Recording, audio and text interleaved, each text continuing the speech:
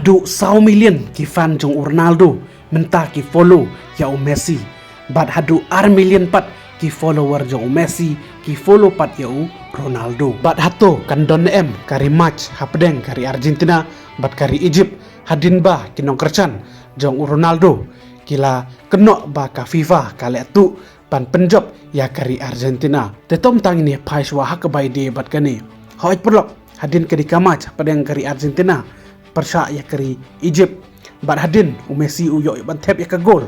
Kumta hadu 100 million ki fan jong Ronaldo kila follow ya Messi. Bat haswa kata hadin bagi ba kitarai ba Messi rem mentakemit hadu 4 million pat ki fan jong Messi ki follow ya Ronaldo.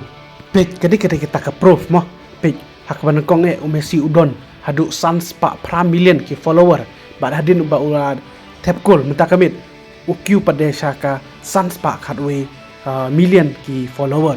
Ronaldo pat pek menswa kalong rius pa nyepuwe million ngot ki follower bat hadin kata ukyu pada syaka rius pa nyepuwe lai million.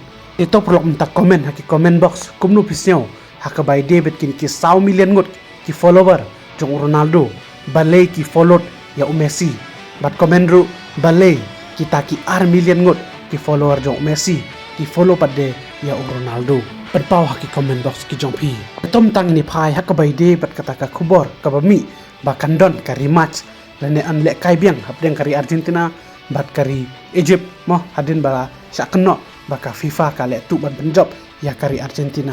Tetom tang ini pendon kam daka Google pan search mo hak bai de bat kani.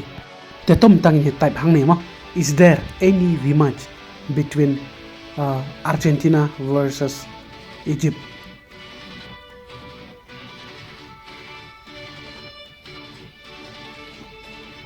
In this World Cup 2026,